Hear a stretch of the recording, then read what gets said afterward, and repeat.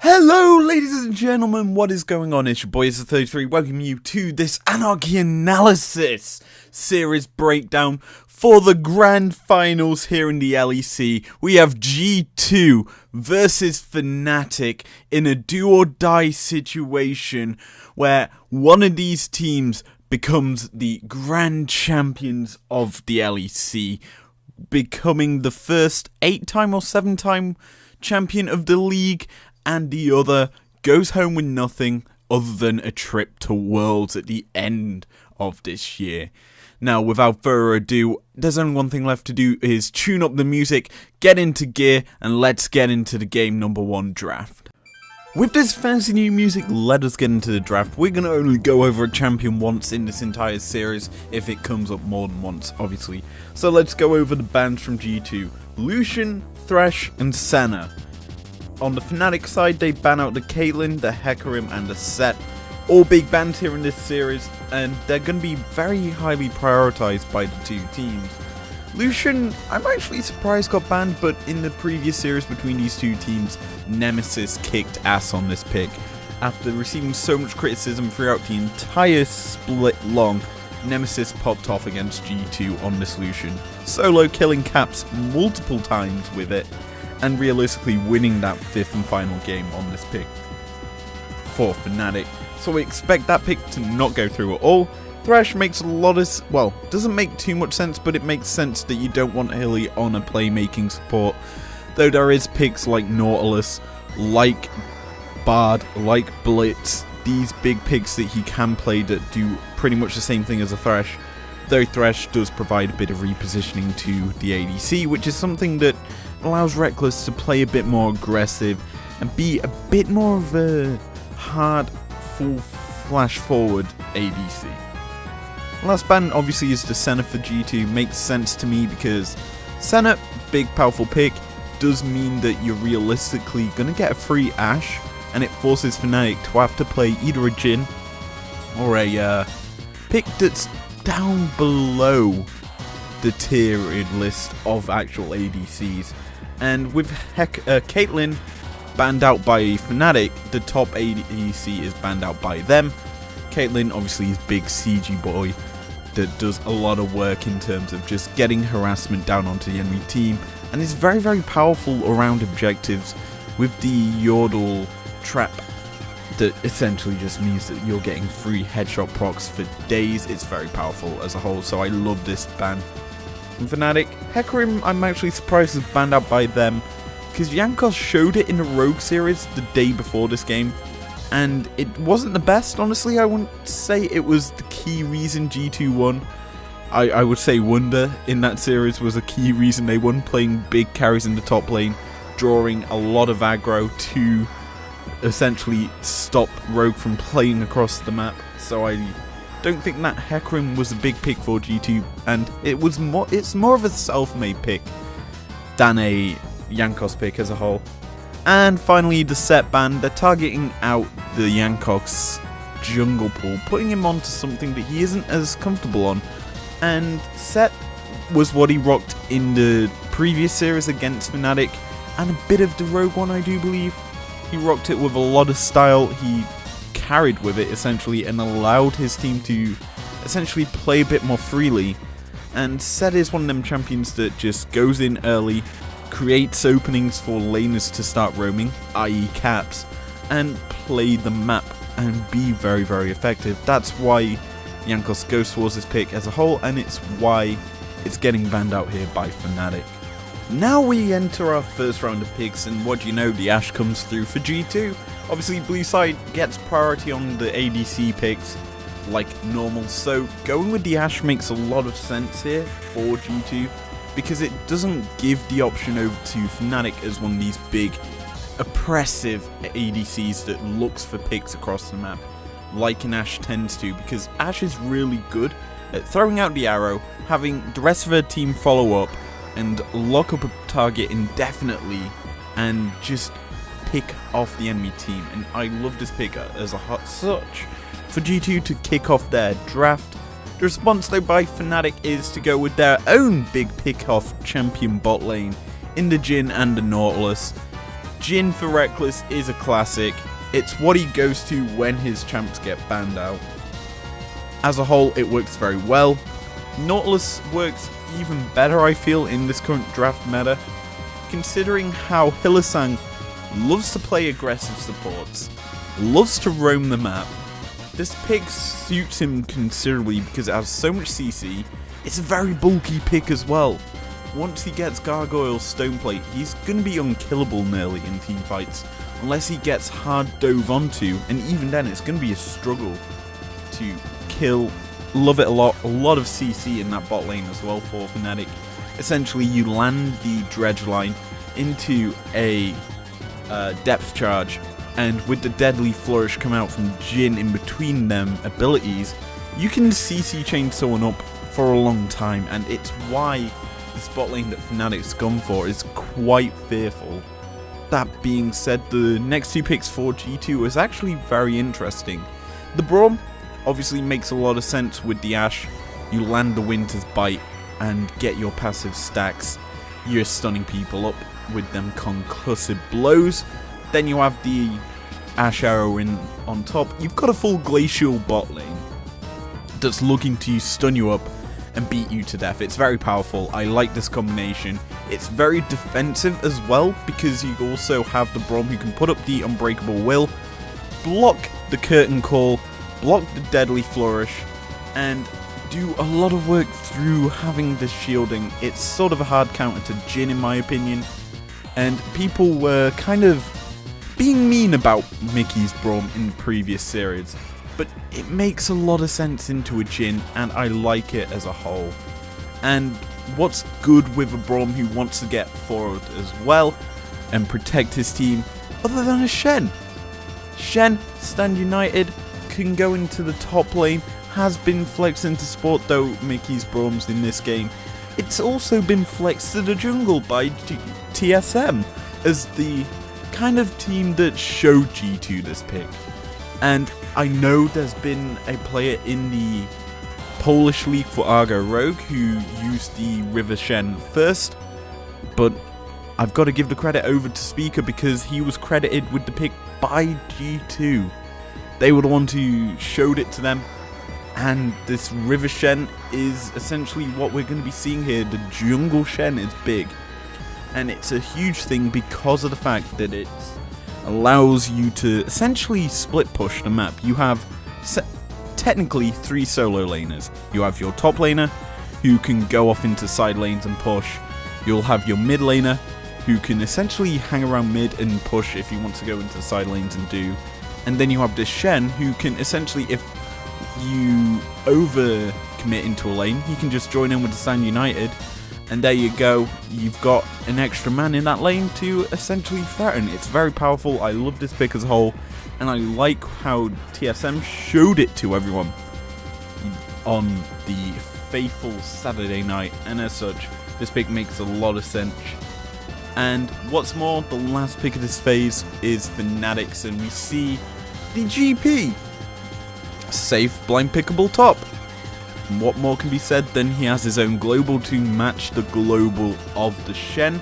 It also works very well with the Jhin, because you can use the Cannon Barrage to land that one proc of damage that you need for the Deadly Flourish from the Jhin to essentially lock up a target.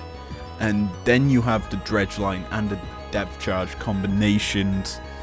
And yeah, you've got a very big stun combo with this Fnatic lineup.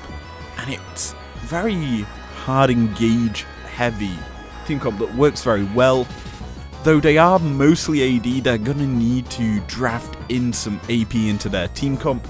And we should be seeing that in the second phase. But they've got to survive the bans if they're going to get something big and powerful for their mid/jungle, if you're Fnatic. And on G2 side, they need a big pick for either their top/jungle and their mid lane. So they're probably going to save counter pick for their mid laner, considering the fact that top's already been locked in by Fnatic. So let us get into our second round of banter. We start with Fnatic removing the Akali, a pick that technically can be flexed to top side of the map, as well as played in the mid lane. it's a strong pick. It's been returning back into playoffs, though I don't think I've seen G2 whip it out at all. They might have played it once here or there, but I don't think they have at playoffs at all. It's a strong pick that they just haven't gone to. They've rather gone for other things that work sort of the same, but it would fit the style that they're going with so far in their draft as this sort of split push style comp that can affect the map. And Akali is a strong split pusher herself. She's very good at team fighting as well, so if G2 wanted to kind of flex into that, they could have, but it's removed from the field. And the response from G2 is the Evelynn ban, one of self-made strong AP junglers getting removed off the field. And I like it a lot, considering the fact that you look at all the drafts so far for Fnatic is mostly AD, so they're really relying on an AP carry jungler, because that's what self-made is. He's a carry jungler. That's what he was brought into Fnatic to do, is to carry. So giving him a strong AP carry would be what Fnatic would be looking to do, so banning out the Evelynn and then the Lilia afterwards kind of puts a damper on that strat for Fnatic and puts them down to, say, a Gragas and Elise, Echo as well. Those sorts of picks that you don't see too much anymore as strong AP carries for self-made to play on. Now, Fnatic's last ban that we're yet to talk about is the Sion.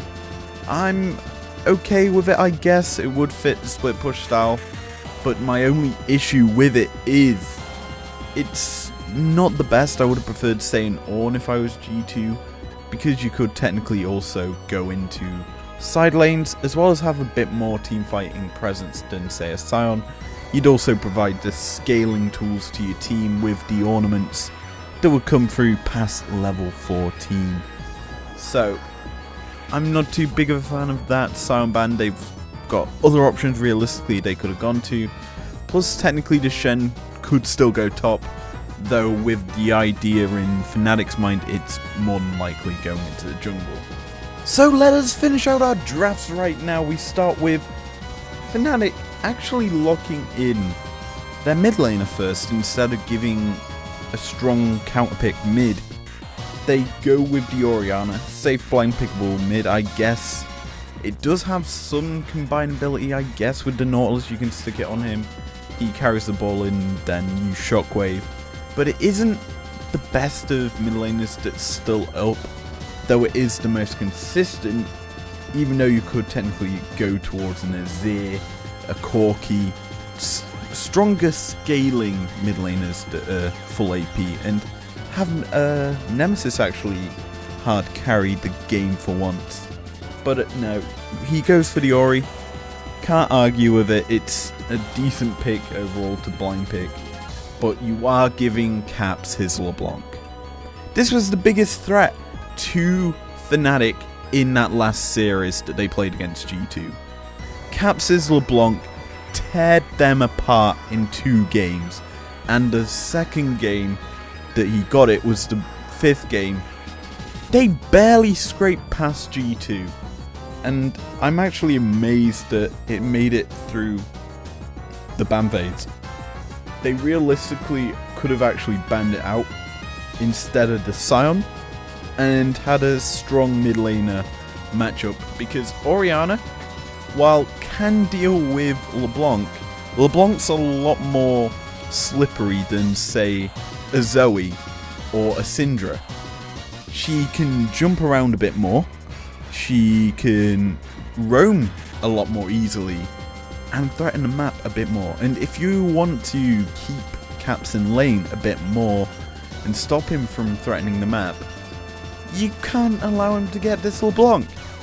So I'm a bit surprised it made it through the last ban phase, and what's paired alongside it is the Camille, so we finally know where that Shen's going. Shen's going into the jungle. Camille plus Shen is a strong combo because you've got a backline dive, you can jump over targets with that Hexet ultimatum and lock people in place so you can land a pretty easy Shen taunt once Shen arrives, and threaten the map that way. It's a strong pick.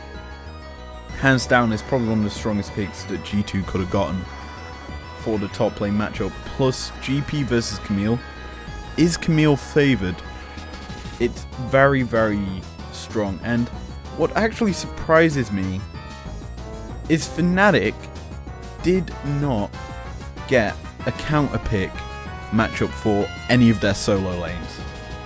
They blind pick both roles and they're on red side. Red side's meant to get the counter picks, and you've just given G2 a pretty easy time at securing whatever they like without having to show too much, and they've just got counters on you, and they got their preferred bans, whereas you're forced into banning Caitlyn, Hecarim and Set. It's not a good thing if you're Fnatic. And the last pick for them, I'm not too big of a fan of. Gragas. Yes, it's a strong playmaker in the jungle that's AP, something self-made likes to go towards, but you've still technically got a Graves. There's still technically a Karthus, which would have been, in my opinion, slightly stronger than the Gragas, because you've obviously got that global execute that does a lot of damage. You can respond to the Shen global with your own global. It's a stronger pick in my opinion than this Gragas, though the Gragas does allow you to set up plays and disengage team fighting. But you look at Fnatic's comp, all they want to do is technically team fight. They want to pressurize the map, in a sense that they want to force the G2 comps to come to them, so they're probably going to look to control objectives, and as such just go ham like that, whereas G2 just want to split push. So it's two contrasting styles that, in my opinion, favours G2 because they got their preferred matchups. And as such, going into game 1, I have some hope for Fnatic to win, but I don't think they will, considering G2 got what they wanted. Anyway, that's game 1's draft gone through. Let's jump into the game where we're going to break down a team fight.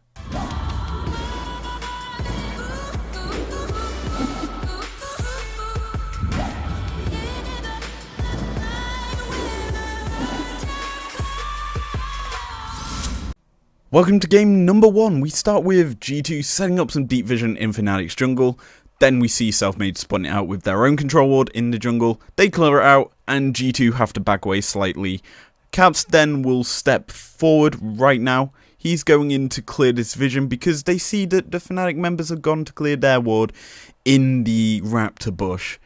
Braum gets spotted by Fnatic and Hilly misses his dredge line. He clips the wall and does not hit Caps.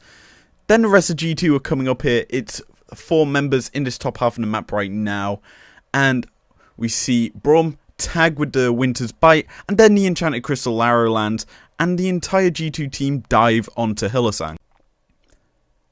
Now, I wanted to pause it here and actually explain what's happening. So Hylissang is tanking it up. He's activated his Gargoyle Stoneplate. Deadly Flourish is being used by Jhin to stun up Jankos. And in the midst of this, the Cannon Barrage has been put down by Fnatic's GP onto the 3 or 4 members of G2, and they're all getting chunked out by it. We then have 2 redemptions being placed. Hylissang's using his to keep himself alive, and G2's using theirs to keep themselves topped up through the Cannon Barrage. Now, Nemesis is over one side of the wall here. He's looking to either provide a bit more shielding to Hylissang to tank up the damage and maybe look for the possible turnaround with Selfmade coming over as well to probably chuck a cask at the members of G2 in order to push them closer to the orb of the Orianna to land a massive shockwave. Now at this point GP and Camille are roaming up to this fight. Camille is going to probably get there first because she's nearer to the mid-wave, plus she does have that hookshot that provides a lot more terrain travelling, whereas GP is technically involved in the fight already with the Cannon Barrage obviously, but he doesn't have the same sort of teamfight presence that a Camille will provide once she arrives, and technically Camille could look to turn towards the Jhin, who is quite far away from the fight himself. Obviously, you can see the Deadly Flourishes. Lovely purple line obviously indicate he's not that close. So we'll have a look-see now at what continues to happen here in this team fight for either side. So the cast comes out, it knocks two G2 members towards this wall, the shockwave then lands, and then it's the double kill out for Fnatic, killing off two, whereas G2 pick up one. Then it's just GP flashing forward to kill off the Ashe, and now it's Wunder left to run through three members of Fnatic. He flashes a wall, but he misses the hookshot, and he is punished for it. He is killed off, and Fnatic turn to the Baron, and they secure it, bringing them ever closer into this game, clawing themselves back to 60k, a 5k gold deficit, and Caps cannot stop this Baron take. And Fnatic, though they try so hard here to come back, they end up losing this game, and G2 win game number 1 of this best of 5.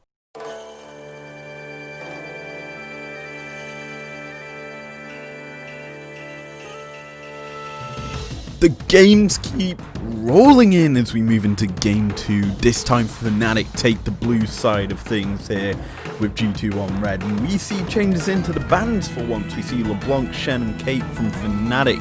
They're actually the only team that keeps the Caitlyn ban through either side here.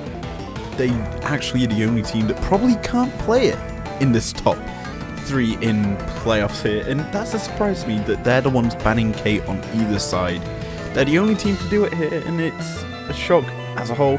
But LeBlanc hits the ban bench, and so does the Shen from game 1. No more River Shen probably through the entire series after Jankos' perfect execution of this champion, alongside the LeBlanc of Caps that gets removed here.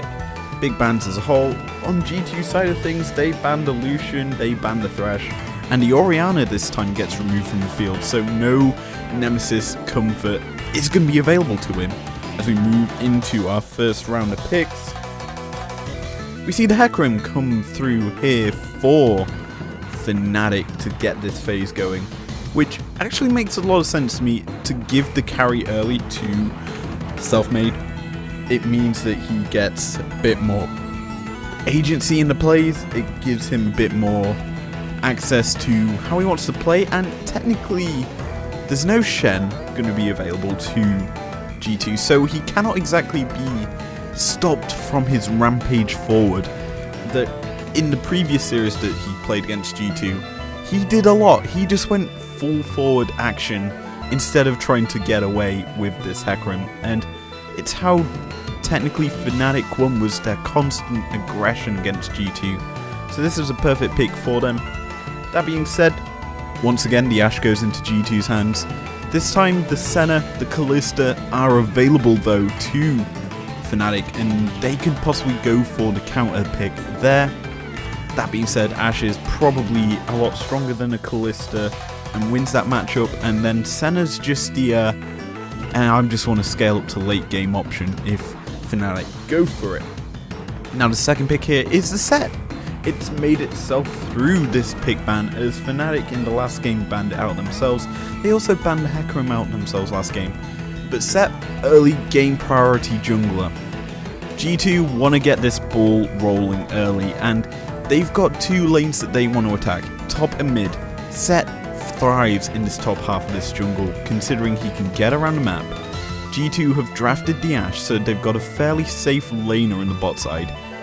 Set makes a lot of sense in my opinion, because you can obviously dive into the backlines with the showstopper and then face breaker everyone in. It's a very strong champion, and realistically works very well for G2 as a whole.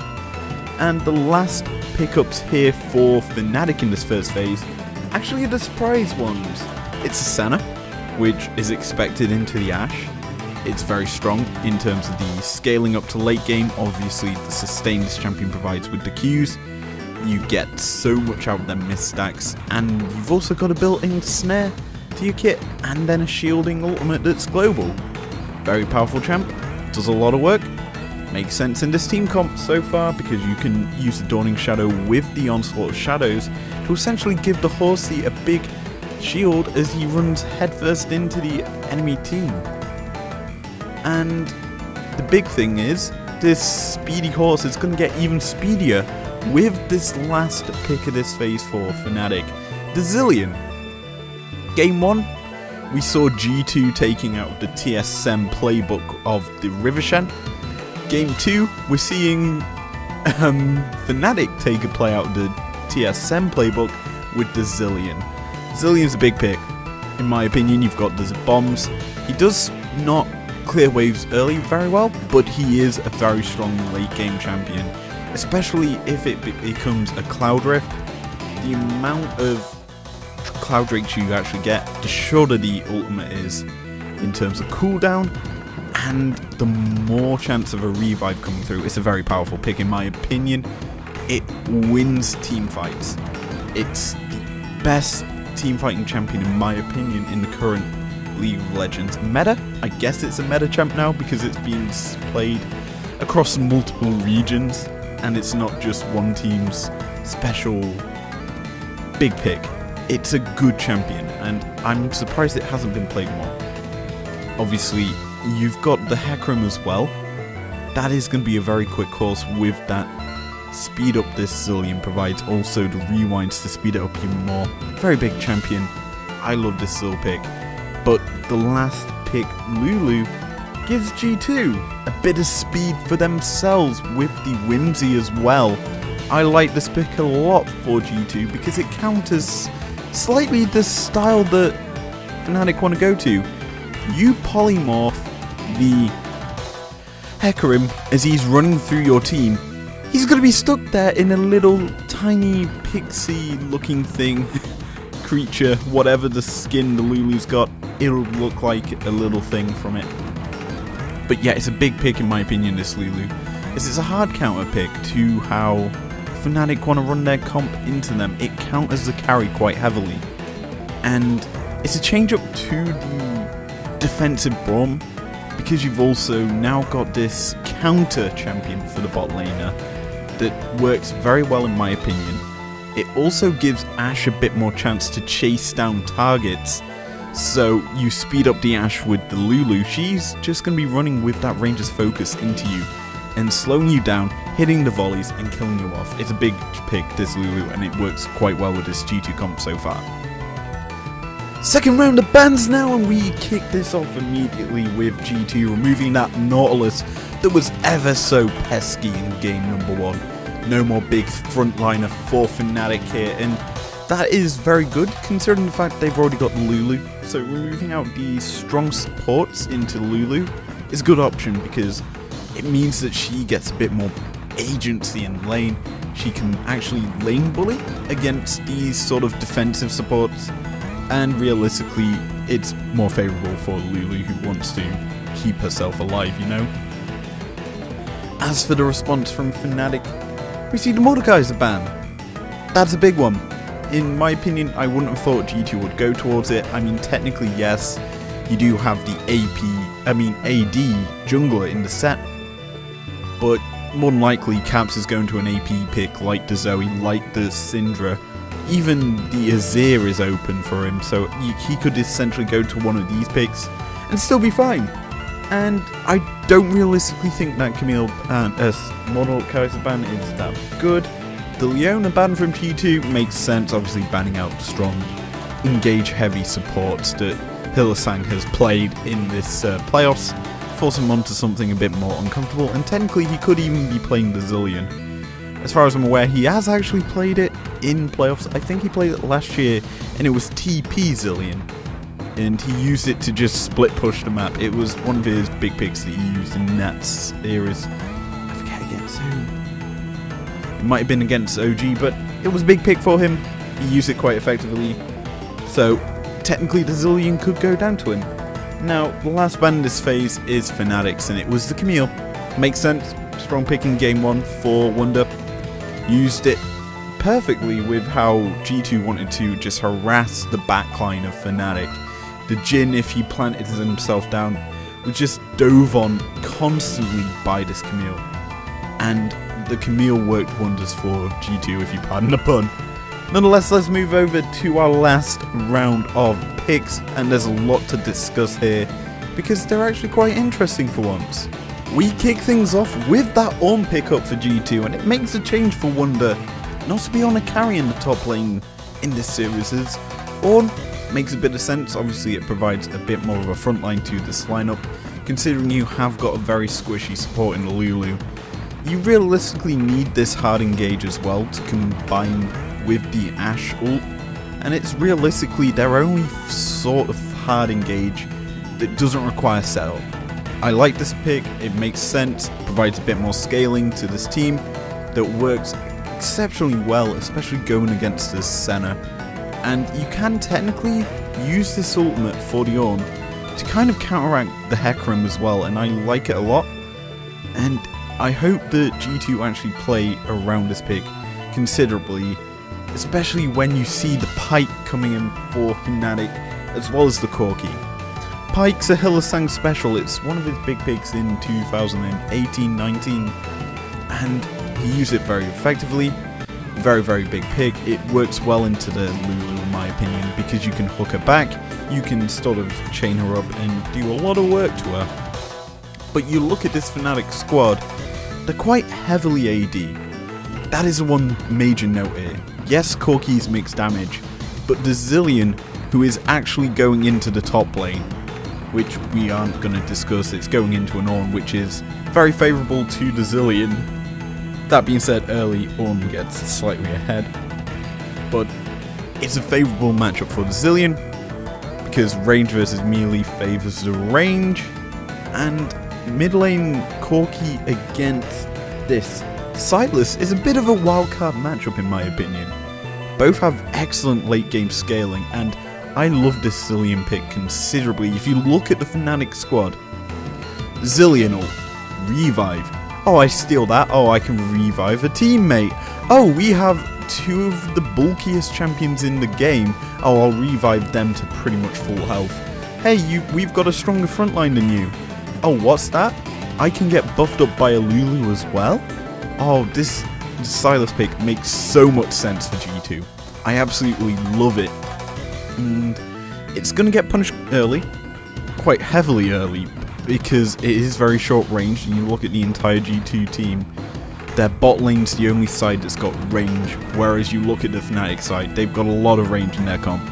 And as such, this draft is slightly favoured to G2 in terms of late game team fighting, but when it comes to the early game, G2's squad just gets absolutely dismantled by Fnatic. And it's going to be interesting to see how these two teams perform as we load onto the Rift for game number 2. So for this play, I want to focus in on the MVP for the summer split in caps. He's playing Sylas, the kind of wildcard of this game. And what we end up starting to see here is he's coming down this river, looking to set up vision. He sees the packaged Corki. He goes in, forces out the package, and he's very low at this point. So he goes up, takes the hunting fruit, heals himself up a little bit, and ends up giving over the Drake to Fnatic. Now he tries to engage onto Bwipo, and he puts him into his revive. He also stole the Hecarim ult at this point. He is now forcing himself into the backline of Fnatic using the Hecarim's Onslaught of Shadows. He gets in, he pops his stopwatch after executing the Corki, and then once he comes back out, he kills off the Zilean. He flashes over the Senna Snare, keeping himself alive, allowing his team to execute the Senna without any more casualties on the G2 side. And from that, G2 are then able to press the map with the jungler dead. He TPs back to mid, and G2 turn to the Baron, where they push this down, all while Sylas comes through the mid lane, looking to force Hecarim away from the pit, in which he does. He forces him to clear the wave, and G2 get the Baron, and they pick up the second win of this series, taking them up to match point against Fnatic.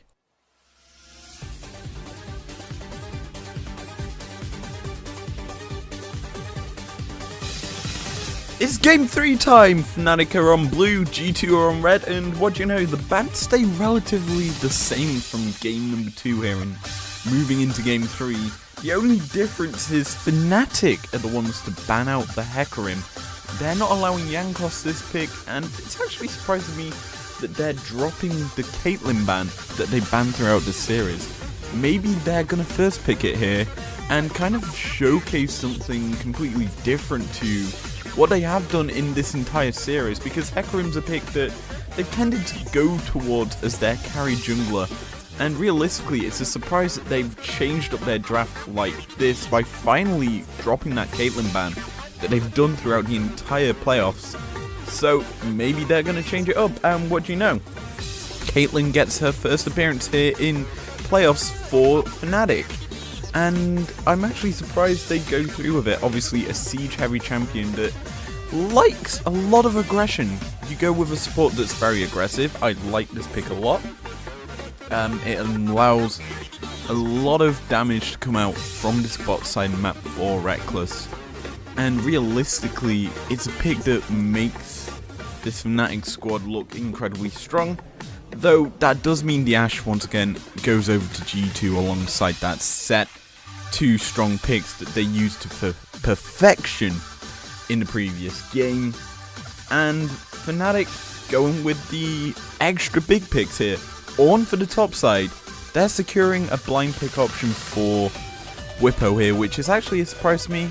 They're not going with, say, a counter to Wonders pick, but On, very safe, solid top laner, very bulky, also provides a lot of scaling to late game, especially with the Molten Edge Caitlyn that they're going with. It's very strong, and combining that power with the Barb power, the Tempered Fate objective control, is going to be very important for this Fnatic squad. And yes, I do like Bard as a pick in the current meta. It's heavy objective control this meta, and Bard works incredibly well in it.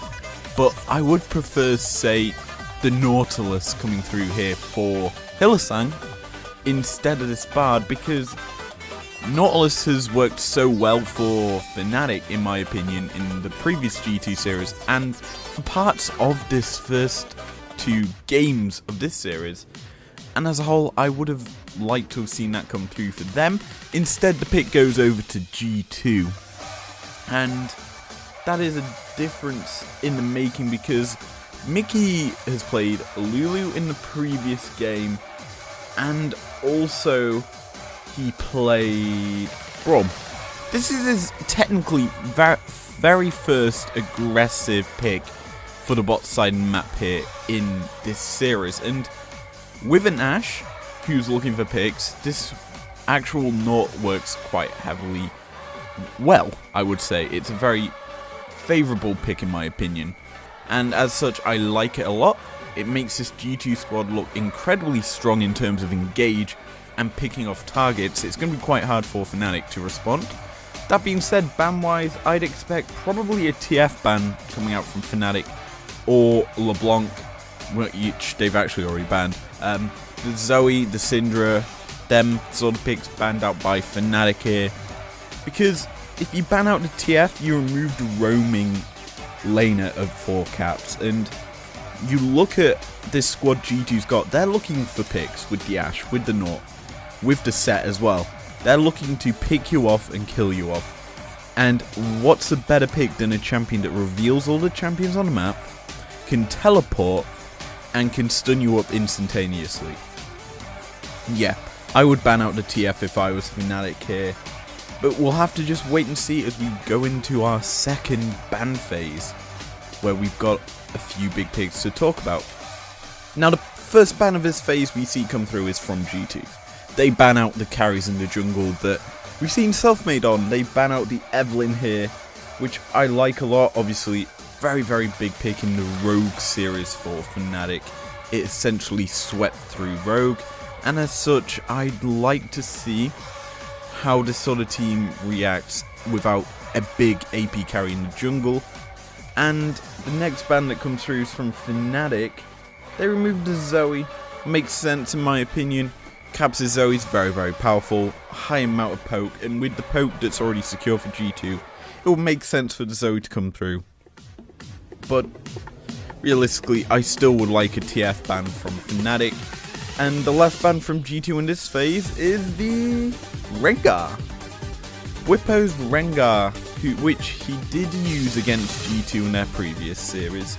as sort of a counter pick. I forget to what G2 picked, but it was used as a counter to it, and as such, I'm actually surprised that G2 are kind of saying, hey, we're going to go towards this pick, considering you've got the Ornn technically, and actually, I'm surprised that they're banning out the Rengar. Yes, I mean, it's a jungle carry that's been played by Fnatic, but Ornn's already locked in, so I highly doubt it would go to the jungle. So technically, that's a double jungle ban from G2, though Rengar, I wouldn't have said would have been an option for Fnatic. Kha'Zix, maybe, if they wanted to go for an AD assassin jungler. But hey ho, they ban out the Rengar, and the last ban I also don't agree with, it's the Akali. We have not seen Caps' Akali once, I do believe, in playoffs. And if we have, it wasn't impressive in my opinion. As for his TF, as for his Syndra, they're big impressive picks, and yet they're still making it through this pick ban phase, and realistically have not punished G2 here, Fnatic. And I would honestly say that they've wasted one of their bans, and so has G2 technically. So it's going to be interesting to see how these teams adapt, I guess, to the bans that have come through here into the second pick phase. So we kick things off with G2 picking up the Vladimir, instantaneously locked in. Makes sense into Ornn because you can dodge the Call of the Forge God, his E as well. And essentially you're a big lane bully throughout the entire laning phase instead of just past level 9. I like this pick a lot for G2 because Vlad just can sustain through the Ornn, can play very aggressive and get himself an early lead without being punished too hard. That is something you don't realistically see for a Vlad player, and considering it's probably going to wonder this pick, it's something that I really do enjoy, especially when there's also a Bardal. That's actually something to note. Tempered Fate into the Hemo Plague from Vlad. The Vlad wins that trade because he can just W through the Tempered Fate. So I like this pick a lot for G2. It's a very big counter to the Bard. But Fnatic go with the Graves and Corki as their last round of picks. Makes sense to go with an ADC in the jungle, give the carry over to Self-Made. But there wasn't realistically any big AP carries other than, say, a Karthus or a Gragasy would go to. And even then, this team comp that Fnatic's actually drafted, with the Corki being drafted in, lacks a lot of AP damage. Yes, Corki is mixed damage. Yes, Bard's AP. Yes, Ornn's technically AP. But they're very minimalistic AP damage dealers, the Bard and the Ornn. Corki's the main AP damage dealer in this Fnatic comp, and it's realistically very slim in comparison to what G2 have drafted themselves, because they double down on the AP damage. They go in with the Syndra. Big Caps pick. You have the Scatter of the Week. Setup plays. You see a lot of setup play champions on G2 that want to get into the backline as well. You've got Set, who can easily get into the backline with the Showstopper. You've got Vlad, who can easily get into that backline with the Hemo Plague, with the Sanguine Pool, and all of that jazz. You've got Nort, who can just stun up the backline. Very powerful draft here for G2, and I'm realistically thinking they got the better hand of this draft once again. Nonetheless, that's this over and done with. Let us jump into game number 3, where we break down possibly our last team fight of this series. Welcome to the last team fight of this series. G2 immediately going in onto Fnatic. Nautilus flashing forward with the dev charge, forcing on to Ornn, but he misses his Q, and as such is trapped on the other side of the wall, though he's luckily able to walk back. And essentially G2 now get positioning over the Drake pit because they force Fnatic away. A lovely buffered Q from Nautilus keeps himself alive through that Tempered Fate, and he's constantly throwing out these Qs and looking for an engage. Then it's Ashe walking forward, using the Bork, and looking to kill off Ornn before he's able to do anything, and the Showstopper out from Set kills off the Ornn, and G2 immediately re-engage. Ashe trading her life with Graves, and Caitlyn killing off the Vlad, who was trying to burst her down in the backline, makes this a 3v2. G2 have got very low health bars and Caitlyn's untouched, and Hylissang makes the fatal mistake of flashing away from the Nor, allowing the hook from Mickey to land onto Caitlyn, shutting her down, and G2 getting the Drake, getting Soul, getting the ace, and winning this series off of this mistake. And spoiler alert, they also slightly turned to Baron, and G2 win against Fnatic in 3 games, absolutely smashing Fnatic like they usually do in the finals for some reason. They always make it a 3-0 against them, and then have an upset loss to them in regular playoffs before the finals, losing 3-2. But this series deserved to go more than 3 games, in my opinion. Game 2, Fnatic should have won. Game 1, Fnatic had a comeback, but G2 shut it down. And Game 3 was just all G2, realistically. And as such, G2 just absolutely decimated Fnatic. From essentially winning early, punishing top was a key thing. I honestly think when you force Bwipo onto a tank like an Ornn, he doesn't provide as much. The Zilean game, he played very well. Don't get me wrong, that's one of the reasons why Fnatic realistically should have won, because it almost got to the late game stages where that ultimate for Zilean would have been up 2 times at least in a fight.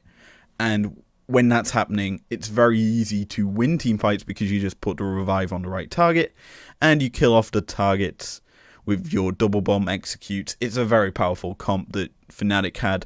But I guess when you get to late game against a Sylas can do the exact same thing a Zilean can, and yeah, G2 win this series convincingly, becoming the LEC's only champions. And I know that it used to be called the EU LCS, and Fnatic won it then, and there was a couple of other winners, I think. But G2 are the only team to win the LEC, and they always show up in the finals. This time, they didn't bring anything realistically special other than something they stole from TSM. But a great game here. And as a whole, I enjoyed the series thoroughly. It was explosive. It was action-packed. It wasn't as eventful as the previous series that these two teams faced off in. And that weekend of games had a lot of hype around it. That semi-final weekend, obviously the TSM TL series after it was actually explosive as well. So that weekend's probably my favorite in the LOL esports atmosphere of games. But yeah, that's the end of this video. If you enjoyed it, leave a like down below, subscribe if you're new around here if you want to, and I will see you guys later. Peace out.